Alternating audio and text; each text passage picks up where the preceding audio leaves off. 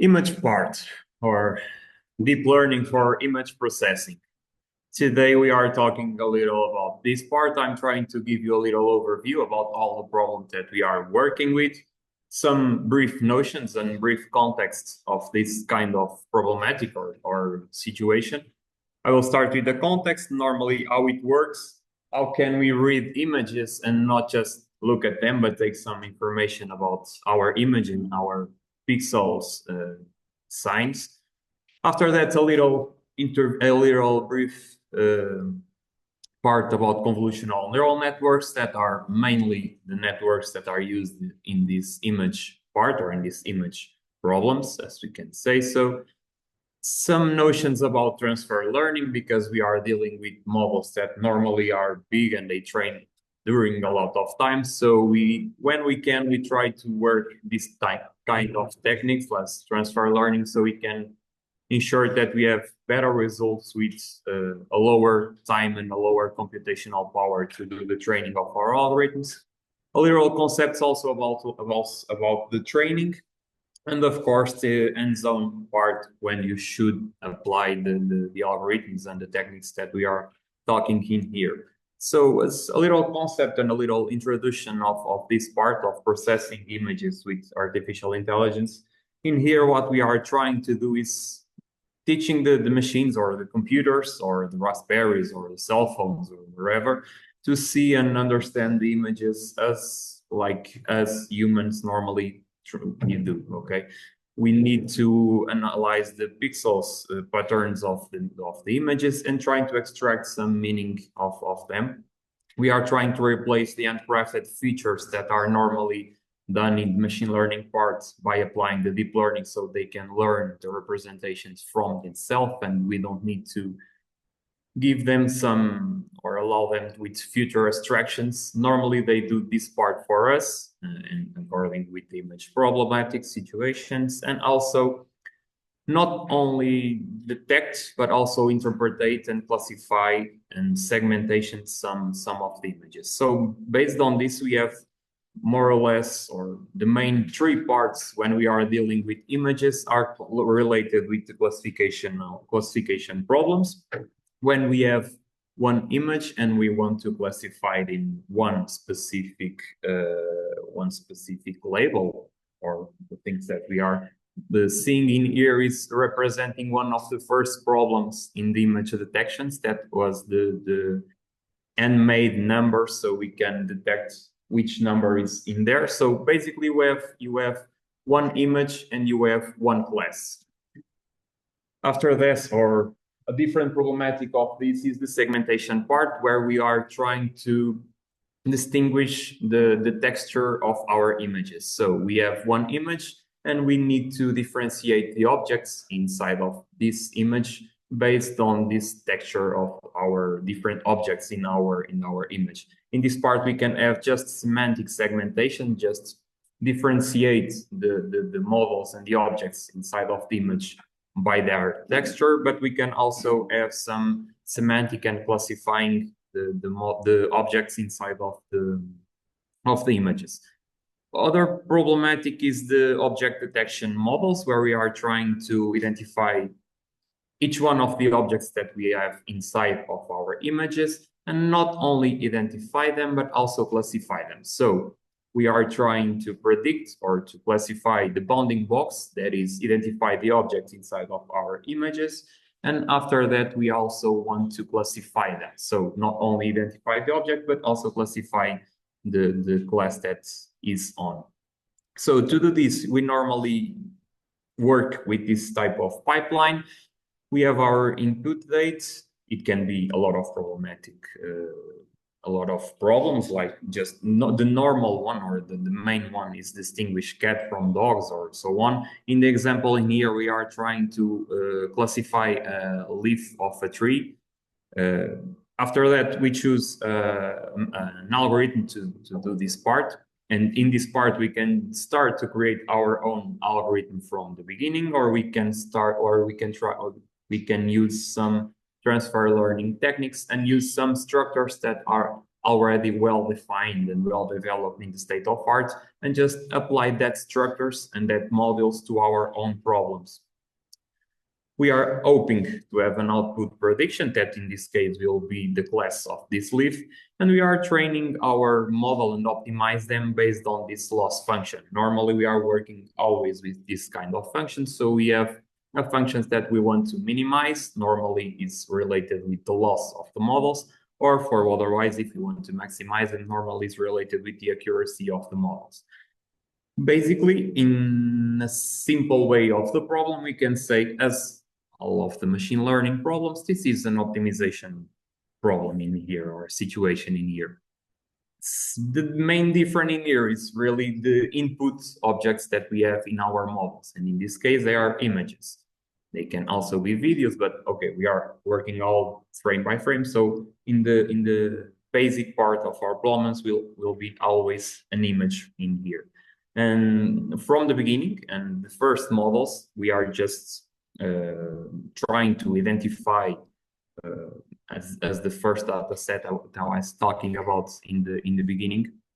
We have a really simple images with 28 by 28 pixels, and we have the information of the value of each one of these pixels inside of our images. These values could go from 0 to 255, and with 0 corresponding to a all black pixel, and 255 with a all white pixel. So between them, we have some variations, and we can pick this as a matrix or as the vector if you want to transform it in the vector. And we can apply really simple models that, based on each one of these values inside of our pixels, we are training a model to identify this as an output layer, an output class. So this is really the basics of these kind of problems. We just have a simple image, just white and black contours of them, and you can apply simple algorithms to resolve these problems. Well, when we go to the real world or to the nowadays world, we increase our problems in here because we are starting to work with RGB images. So we have 3 different color channels. Red, green, and blue. We maintain the structure of the pixels, so the pixels could go to 0 to 255. But the problems in here is like the images are bigger every day that we are working on. So now in the year of 2012, the normal use of the images to do the classification was 2024 by 2024. Nowadays, the models work with 640, 128, and so on and so on. So you have bigger images and more channels to do this type of classification. So based on this, we really need to improve our models, because if you think as 3 metrics or 3 vectors, you can imagine the size of your input to your algorithm that will take. So based on this, the convolutional neural network starts to arise and to appear in this problematic. So they are introduced in the 80s, and they are working just with small problems. But nowadays they are our main algorithms to identify and to classify the images. One of the things that really helped the development of this type of network was the use of GPUs, because even with this type of networks, these are models that are very weight to our machines. So we really need to parallelize the processing side of them. So if we use GPUs, you will have a better experience and a smaller training time to your models. Other factor that really improve this type of spread of this type of algorithms was the large data sets, because as we know, day after day, the data sets are increasing, each one in the real world scenario. So all of these factors really triggered a deep learning revolution in the computer vision world. As we can saw in this graph, I was hoping that it stopped, but it will not stop. I wanted to stop it by myself. Since 2012, that this context of the ImageNet game, let's call it this way, this is a annual competition where you try to develop your own network to classify this data set, that is the ImageNet data set that have 1,000 classes. And you can check that the accuracy in this type of data sets are really increasing, not exponential, but they are really increased since 2012 to nowadays. These are normally, and all of this is related with, as I was saying, the convolutional neural network. And to do this, or the process that they are doing inside of these networks, are really three main steps, let's call it in this way. We start with the convolutional layers that are trying to learning some local patterns in our images. And these convolutional neural networks are different from the other machine learning algorithms because they will try to capture all the features from our images based on this process. So basically, this work as a filter inside of our images just to extract the main components of our images. And this will simplify the size of our models, and they will increase the accuracy of them. So the first part that we need to talk about is the convolutional layers, because this is normally the first process that are applied in basically every model that are in that graph. This graph in here. Oh, okay, the graph that I passed before are working with these convolutional layers. And in this case, it's basically we have our pixels in our images. We define a kernel. This is normally 2 by 2 or 3 by 3, depending on the problem that we are working on. And this kernel will pass to each one of these pixels, and we'll be doing the dot product between them, and we will create a new feature map. So this is your original images. You pass a kernel with values. In the first steps, they are really random values in here. You will pass for this, and you will have your first feature map. So the main problem or the main function in here is to pick up an image and transform that in a lot, okay, let's call it a lot of feature maps in the end of our algorithms. This can really help to capture some specific features. Normally, the first convolutional layers tend to work more with bigger difference in our images, like edge, textures, and so on. And the last layers, the last convolutional layers, tend to be more specific in details. After this, we need to pass to the parts where we are trying to do the max pooling stage, let's call it in this way. And in this part, we are trying to reduce our dimensions while we are keeping our features, because you can say that working with that kind of feature maps, we need to simplify them. So otherwise our model will become really, really average to our computer, and we will not kind to process that. Basically in here, we have a lot of different pooling that you can do. You can do a max pooling, as you can see in here. And once again, using a stride 2 by 2 or 3 by 3, you will pick up this region and you will maintain the bigger value of the pixels in that, and you will get your new pooling layer. Otherwise, you can do an average pooling instead of the max value of your pixel. You will have an average of the pixels of that region, and that will give the value for this part in here. But the main concerns or the main objective for these max pooling layers is really to reduce the spatial size, and also to speed up the computational process of the training. In the last part of the normal convolutional neural networks is the flattened layer, where when we pass all the information that we have from the max pooling and the feature maps to a 1D vector, so we can basically give this to our classification part in our network. Simplifying, the summary of our network will be more or less like this. So we have an input image. It can be just, in this case, 1 channel or 3 channel, depending on the problem that we are working on. We have the first convolutional layers. After that, we do the pooling. After that, we can do another convolutional block or not, depending on the problem that we are working on. In the end, we will have a 1D vector that will enter as the input in our classification part. In this last part, this is a normal neural network, let's say it in this way. So you have an input, you can have one hidden layer or two hidden layers or 100 hidden layers, depending on the complexity of your problem. And you will have an output layer that is basically the number of classes of your problems in here. So giving this, this is the normal way to do these implementations. The other part that I'm talking about in the beginning was really the transfer learning part, that is the reusing the pre-training model. So instead of training your model each time that you are working in a specific problem, and going from the principle that our first layers always learn our first layers in the network, I will always learn the big aspects of your images, like formats, textures, and so on.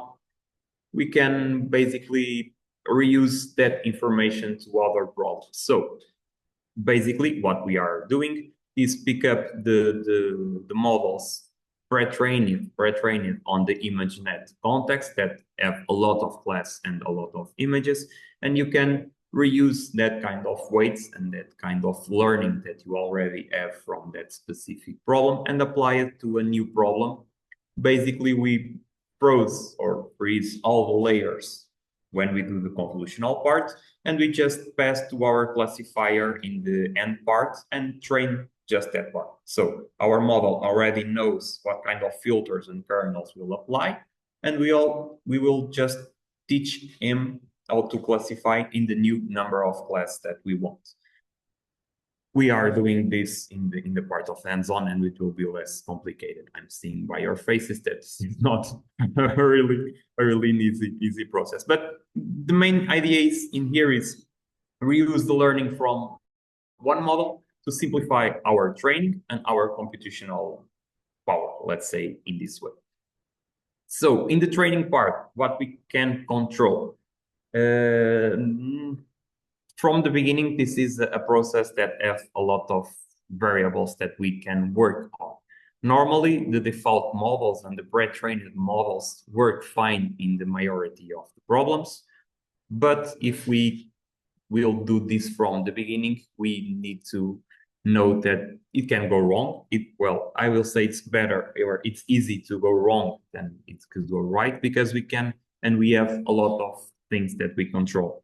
Starting with the architecture design, like the number of layers, number of filters, what type of convolution do we want to do, what type of pooling do we want to do, to the training strategy, and also the hyperparameters that are also a very important part in our network. If we not choose the right parameters to start our training and to train our model, probably it will not converge, it will not have some interesting results.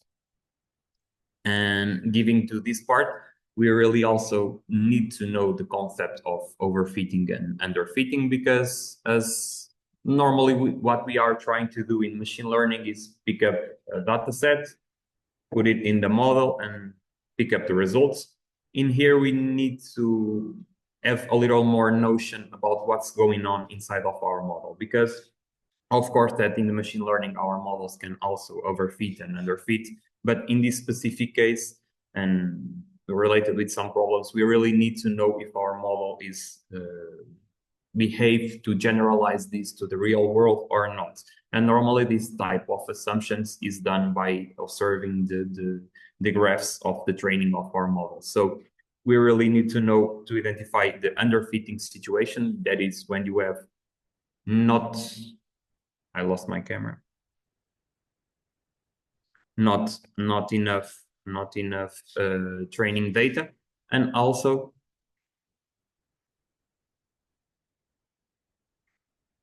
I'm trying. Or in the other case, an overfitting problem, that it will be when your model have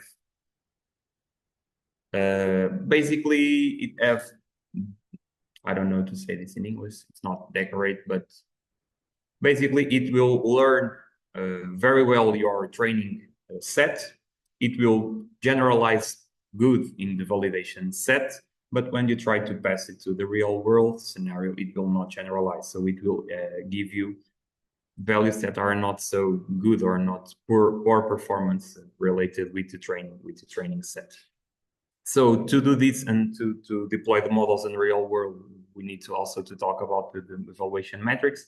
When we are talking about the classification, they are more or less the things that we already saw in the last class: precision, accuracy, recall, F1 score, and confusion metrics. And when we go to the segmentation and to detection part, we increase our metrics to more two. That will be the intersection over union and also the mean average precision. This intersection over union is very interesting when we are working with segmentation. So if we need to detect the texture and the object in there, we really need to compare that with real values. So if our new mask is more or less in the same place that our training mask or not, and the mean average precision is very interesting when we are working with the classification, identification and classification problems.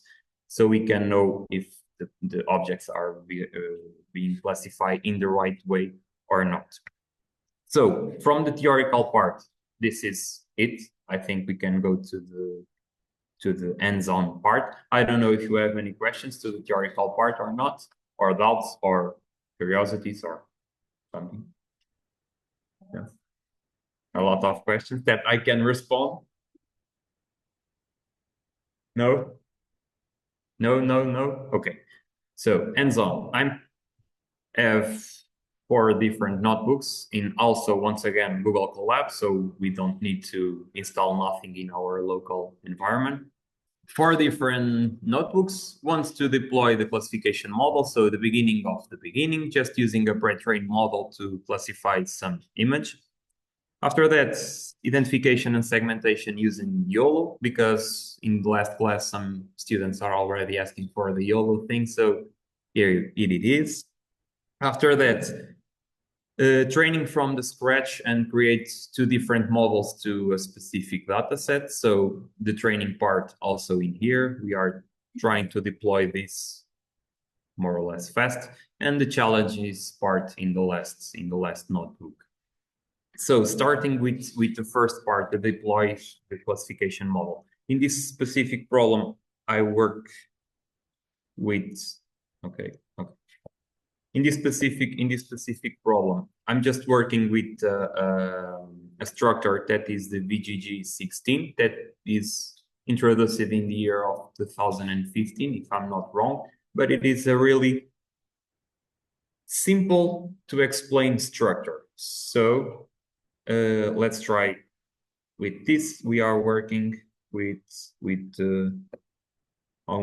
some problem in there. No. Oh, okay. We need first to run our imports, as we already know. And in this part, we are using TensorFlow and Keras, that are 2 main libraries to apply this image processing stuff. In this specific problem, and as according that we are using just transfer learning to classify this, we are importing our structure, our preprocess function to preprocess our images, and our decode predictions to our data set. We first start to download the model and also the pre-trained weights of our model. So we download the structure and also the mathematical stuff and values inside of them that was trained to this specific data set. The second part, we go and pick up an image on the internet. You can do it by this specific code in here, where you can just need to give this an URL to pick up an image, or you can pick up each one of the image that you have in your local computer and upload it to your Colab structure. So after that, we are just looking at the image to check which is this, and this is an interesting problem. The third part, or the fourth part, I don't remember anymore. Okay, the fourth part, we are just upload the image, specify our size that we are working in. In this specific problem, in this specific network, we are working with 2024. If we try to change this, our network will not deal with new values because we are using the pre-training models. If we want to train our own model, we can design this to work with different dimensions from these ones, okay? So basically, the first one is just to resize our model and to read our image path. The second code is basically to convert it to an array form that will have not only the height and width, but also the number of the channels, so that image on the presentation. And the third line of code in here is just to deploy a new dimension that is the batch dimension, because the model are training in batch and we are trying to predict just one image. We need to specify that this is just one image, so it's just one batch. So you just need to concern or to pick up just this batch in here. The last line is basically the pre-processing stuff, because these are normalized images. We pass it to RGB to BGR, and also we basically subtract the mean values of the data set. So the normalization during the training for these specific networks are different from structure of convolutional neural network. You will have different pre-processing for your images. After already have our model inside of our variable called model, we just need to, my connection to network is unstable. You are hearing good? Okay. Basically, we already have our model inside our model variable, so we just need to do point predict to have the predictions for these images, or the classification for these specific images. After that, we just need to decode to basically, if we did not do this, it will give us just a number, and we need to decode part to check this number corresponds to what inside of our oh, my network is unstable. This is good.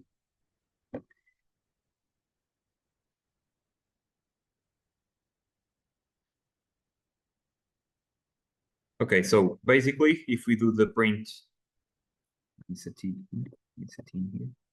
If we do a print of this, you will have a lot of the classes. So basically, this is the prediction or the percentage of each one of the classes inside of this data set. These are just numbers for us. So we do the decode part, and the decode part, if we just print the decode, it will give us, I hope, it will give us the name.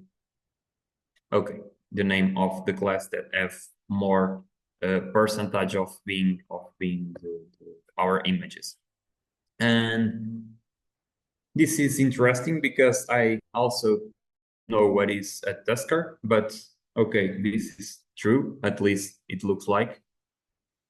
So any doubts or questions in this part?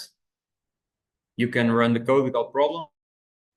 Okay, the second part, and the tool part, we are also using pre-training models. So basically this is just to learn how to deploy them or to start to work with them. Okay, to start to working with the YOLO part, we first need to do the pip install of our Ultralytics library, because this is in where all the code is. So this code for this specific algorithm is all inside of this library. So basically we need to install it first in our collab, because there are not from root for the collab. And when you install it, it will take a little while. I hope not so much. So after that, we need to import ours once again, the rest of our libraries. In meanwhile, I will just go to my GitHub once again, and I will pick up the test image that I have in there. So basically, I will import my image in here once again. You can do it like this, or we can pick up an image on internet if you want. You can hope it in here. So basically, is the Beatles album image. So the third or pass, if you want to, is to import our model, our pre-trained model. In this specific day, we are in the version, like 5 days ago, we are in 11. It's always ongoing work. We basically say that is the model of the nano version, and this will be the smaller version. So we will not have a lot of computational power in here. You have 4 more different versions varying on the size of your and your specific problem. After that, predict, and it will, okay, we are just giving the true so we can ensure that we can check the results in our images in here. This specific version is pre-trained in the Cocoa dataset that are 80 classes, 80 different objects that we can detect. Images will be in the run. Yes, it will be under colors, detect, and it will have an image in here when it opens with specific labels of your okay.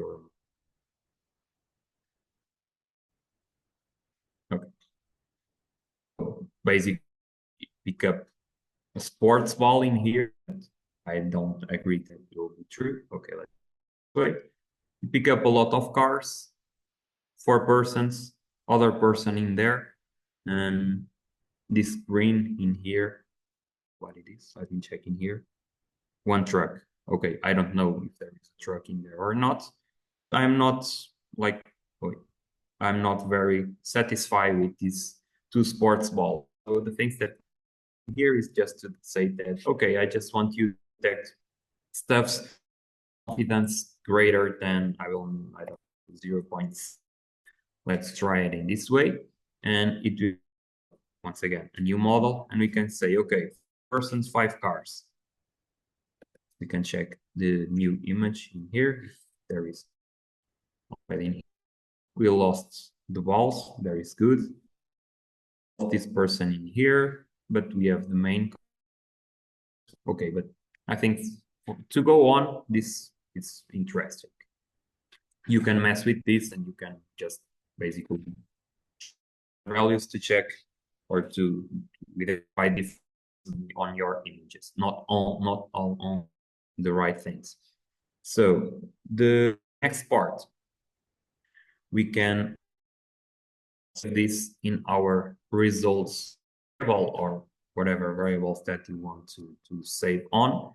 So we can go to the next to start working with this, because as this as the final model, so it will produce an image with classes and text, but we normally want this to apply in the robotic model, to apply to a medical system. So we need to work with the things that the model gives to us.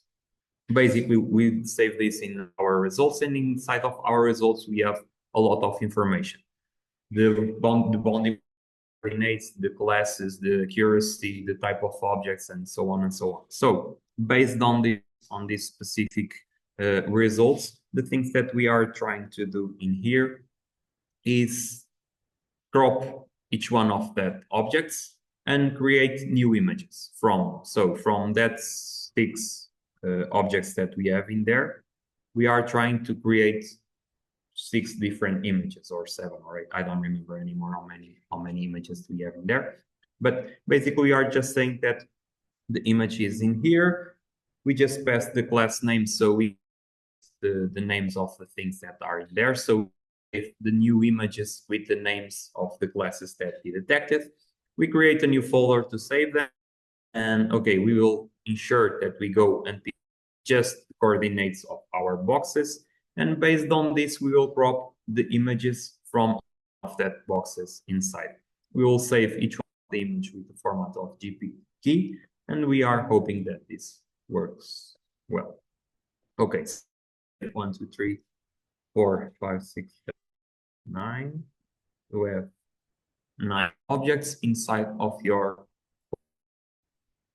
Okay, we already have our images in here, so we have 10 different images with different dimensions, of course, because this is the original dimensions of the original image. And we have all of them separated by person and by car inside of our specific image. After that, we can work on this and we can do wherever you want. So basically, we can classify each one of these images, or you can go to other alternatives that will be to the segmentation parts that I'm also doing in here. So basically, we just pick up the big images in here, just the top 7, because the other one will be a lot smaller to work with the segmentation part. In this specific path of our code, we are just choosing the first 7 images. And after that, we are trying to apply some segmentation models. So we are differentiating the texture inside of that specific images. And this can be useful if you think to create a new data set. Basically, when we are working with just classification models, normally we need a white data set or a white background or a black background to classify better our objects. And based on this, we can do that with this type of model. So we just pick up other version of the YOLO because the segmentation of the 12 is not already available. So it's the same thing that we will do. Basically, we pick up each one of the images. In this specific case, we are working with just the car core image, and we can check if it works well or not. It will be in the folder of segmentation. And it will detect, okay, the car, which is the car and which is the person in here. Based on this, we can go and segmentate the image or the objects that are a bigger percentage of accuracy in that part. Because as you can see in here, there are a car and there are a person. Okay, the car is in background, so probably have a smaller accuracy on the detection. And in here, probably it will detect the person. And in this part in here, it will be all fulfilled with white pixels, so we facilitate the classification after that. In here, the code is just to do this. Basically, order the 7 bigger images and by a loop, and we will do the classification. And basically, we will have the white pixel to our things that are not persons or car, depending on the image that we work on. So basically, we will read an image. We will detect the object that have great accuracy inside of that specific image, and everything that's not that object, we will transform that in the white pixels so we can facilitate our next algorithms. Okay, we have 7 images. We can check that there are some images that the algorithm doesn't work very well. So probably they are smaller images, 480 by 640, okay. And in this, it will not detect nothing, so it doesn't segmentate nothing. But the other ones, it will be in the segmentation with white background because we create this folder in here.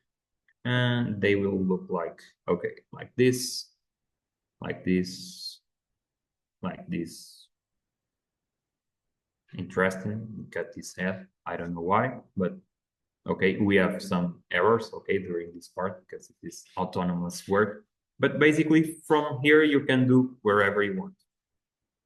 So with just 2 models, we can detect objects and we can segmentate them. We can work or think about this as a pipeline to other specific works, or we can think about this as a specific work itself. So if you want to detect or to classify specific objects inside of your images, we can adopt this process. And if you are lucky enough for your objects are inside of the pre-trained model, so if they belong to one of these classes, okay, you can just deploy the model and it will have good results to your model. If you are not so Lucky. Okay, we'll need to train your model from the scratch.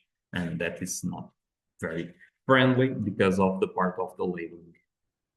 The next part that I will, everybody can do this. You have problems to do it? No? Okay, works fine. Perfect. The last guide part, let's say so, it will be the classification.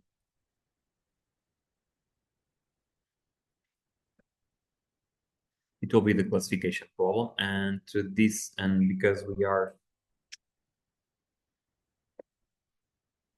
we are working with, or we are hoping to train a model, I will ask you to do something in a little different in here. That will be changing the type of time execution.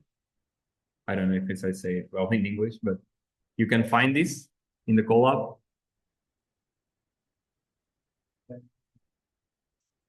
Oh, good luck. No, it's the small model. I think it's no problem. So basically in here, we are asking Google to give us a little bit of our GPUs so we can improve our training velocity and processing. So basically in here, we are using a CFAR 10 dataset. This is also one of the first one in the color images. They have more or less 10 different class with 6,000, 60,000 color images with a resolution of 32 by 32. So as you can see, it's really small images inside of each one of the classes. The things that we want to do in here is basically create a model that will be able to detect from 10 different classes. You give it an image and it will detect 10 different classes. To start with the importing parts, we need to import TensorFlow because we are using to design our network, also Garage. And okay, this is for the second part, but you can run it from now. And the type of layers that we are working on. So basically, if this go well, okay, you can pick up the data sets with this line of code. You don't need to download nothing. It will be on the RAM of your computer. In here, I do a little thing that was just use 25% of the data set because otherwise it will be too big and it will take us a lot of time, and this is not the main question in here. And basically we create 4 different variables that will be the training, the X and Y, and also the tests, the X and Y. Based on this, it will have download the dataset from this specific website, and we will have the images in our specific variables. We can check each one of the images or examples from the 10 first images of the training set. As you can see, they are not very visible to us. These are really small images, so this is one of the problems that we have. We are hoping that our model behaves better. The second phase will be as we are doing even with the deploy model, we need to normalize and to pass our images to a float. Basically, in this specific case, we are just normalize them, dividing by 250. That will be the size of your pixel. So basically, you will pass to have the pixel from 0 to 1, just this. In the third pass, we need to create our model, and in this part, and as we can see it as we saw it in the theoretical part, we will use an input layer that will be the size of your image, 32 by 32 by 3 channels because we are working with color images. After that, we use a convolutional layer with a 3 by 3 kernel with the padding that will be valid, and an activation function that will be the ReLU function. We can change this, but normally this works, so we'll let it in this specific version. After that, we apply a max pooling layer with a pool size of 2 by 2, so a stride of 2 by 2. We'll pass squares 2 by 2 inside of our convolutional layers. After that, we put another convolutional block and another max pooling block. And to the end, another convolutional block, but in this time with 128 feature maps. And we end up our model with a flattened layer that will be just pick up our feature maps and transform that in just 1D vector. And after that, we pass to the classification part that will be a neural network with 64 neurons in the first layer and to 10 neurons in the last layer that will be our 10 different classes in here. So with this, we have 3 layers of convolutional and 2 different layers of max pooling. We don't have none type of dropout or so on because this is a very simple network, so we probably will not have problems with overfitting and underfitting. We have more or less 225,000 parameters that are all trainable. So we will train each one of these parameters to basically create our model and to learn the weights between them. After that, we just need to compile our model. We need to say to the model the things that he will work on. So we need to define our loss function in here. Basically, we are using the categorical cross entropy because it will that this will be the function that will measure the performing of our model. And we will use the optimizers that will be the Adam. That is always one of the most used one. The metrics that we will evaluate to train our model with will be our accuracy. So we basically want to maximize our accuracy function. We can compile our model, and when you click in here, it will start the training. To training, we need to specify which are the data where we will train. In this specific case, which will be the X train and Y train, and the batch size. So we will give 64 images by batch to train our model, and the number of epochs. In this case, it's just 10 because we will not lose a lot of time in here. We are using a GPU, so probably, or this should be more or less fast. Yes, this is fast. We can check the accuracy of the training. Okay, it's interesting accuracy. It's getting bigger, not exponential bigger. So it indicates that it's an interesting training. And also the losses, as we are talking, they are getting smaller. So this is all an interesting parameter. After that, we can basically deploy the training accuracy and loss. And as we can check in here, the accuracy is not stable. So probably we will need to train the model for more 10 or 20 epochs so we can achieve all the results from this specific model. This is the things that we want to check in our graphs. Basically, the accuracy increasing and the loss also the loss decreasing to a value near to 0. This is the perfect thing in here. After that, we can once again test our model. Basically, we will just pick up in our test set and check for each one of that images what are the results from them. We will utilize the confusion matrix and also the classification report that will give you the accuracy, recall, precision, and so on. So basically, we have a model with the accuracy of 63% in 2,500 images, and you can check by the confusion matrix that the major concerns will be on the first class that probably is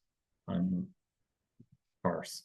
Okay, so cars are triggered with a 9 that is ships.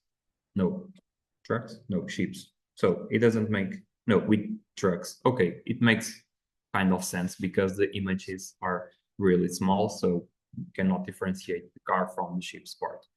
After that, we can ask them to do the predictions or the classification for a specific image. In this specific case, we choose the second image for our test set, second image for our test set, and it looked like a ship. In here, it said that was an airplane. I don't know. For me, it's a ship. We can try with different one. Oh, I don't know what it is. Any ideas? Okay. It's an airplane? No. Yeah? Okay. I can okay. Okay, so this behaved better than me for sure. Oh, this is a frog. It's a frog. And our network is saying that it's an airplane, so okay. We can go again and increase in here our epochs to 20. I think it will be best, more or less. I can go to the second part where it's training. That will be to use a pre-trained model and not to create our own from the beginning. And to do this, basically the pre-processing is the same thing, but once again, we need to ensure that we choose the same pre-processing of the structure that we will use. For this specific case, I think, okay, yes, MobileNet v2. This is a network that was created to deploy in the embedded systems like Raspberry, cell phones, and so on. So it's a smaller model. And basically, we need to input to do the pre-processing for our specific train and to the test part. Pass it. Oh, perfect. Now looks like now looks like an airplane. Pass to the hot encoding to check our labels when we are training them. We will basically pick up the structure of our model that we choose, the weights that we can work on. Basically, in here we are using the ImageNet because we did not pre-train this model. If we pre-train this model, we can save the weights and we can use it in the step further. So you already train a model to detect cats and dogs, and you will want to use it again in the future, but you want to improve your data set. You can pick up your weights that you train on the first data set and retrain our model from the specific weights from your first data set. The include top is to false, so we can change basically the last part of our network, because this ImageNet was expecting 1,000 classes. In this specific problem, we'll just have 10 different classes. We can choose to train the number of the layers that we want. Basically, we can froze all the models and just choose to train the last classification part. We can choose the 15 layers, the 30 layers, wherever you want. You need to train that part, and you need to test and train different. We train already. Okay, so now we have a model with 97% of accuracy. So when you start to seeing this, normally this is a sign that your model is trained. It's a well-trained, so a well-fitted train, it will be more or less on the 60 epoch. Your loss is more or less the same. If you continue to train from near to behind, probably you will go to the overfitting problem, where your model will learn very well the training section, and we will not be able to generalize to the real world. So let's go with the frog once again and hope that now it's a sheep. Okay, this is the thing that can work. Okay, this is not perfect. But basically continue to here. We will reprocess our input, the on-code labeling to our output or our labels. We pick up the model that will be the MobileNet v2 for the specific input shape that we are working on, because this is a model that was trained by 2024 images. And probably it will have, yeah. Basically, it's the warning that is giving in here. The weights are learned with the images with the shape of 2024 by 2024. We will just freeze the first 15, unfreeze the last 15 layers and train also this one. Basically, we create our model. We will pick up the base of the mobile net. We will have a global average pooling in the end. We'll have some dropout. So basically 20% of the learnings that your model will learn during the training, they will be like vanish for you don't occur the overfitting problem. And the outputs of our model, it will be a dense layer with just 10 classes that will be the classes from our specific data set. We create our model. The inputs will be the base of our first model. The outputs will be our outputs in here. We compile our model. As we can check, we have a lot of layers inside of mobile net. This is not so simple as the first one that we create, and because we are freezing the 15 layers of them, we have 2,036 parameters to train. We can decrease this a little more and just like 5 layers, the last 5 layers, I think will be more interesting. And in this specific case,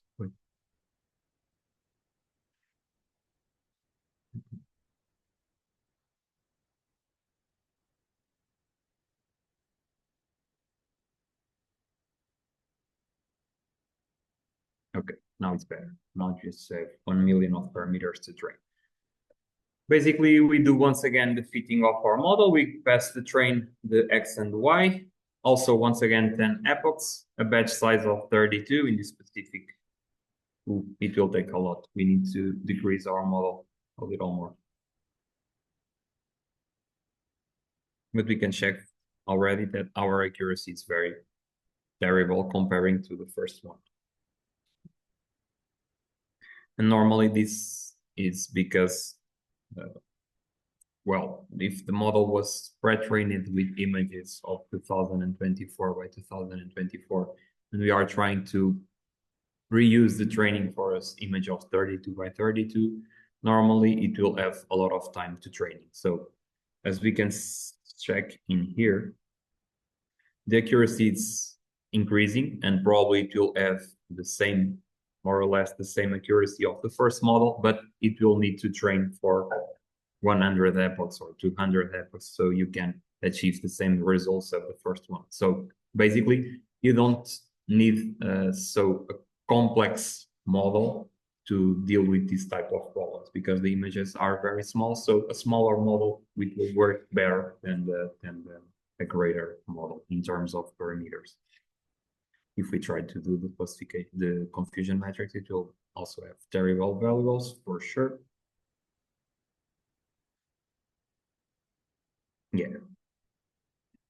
So basically, this is the way to deploy the model. So now I think we can pass to the part of the challenges. You have also a notebook in here with the challenges part. When you have 3 different challenges to do it, you can do it with these images or with other type of image that you want or other type of problems if you want. But basically, the first thing is to classify one image and just one image.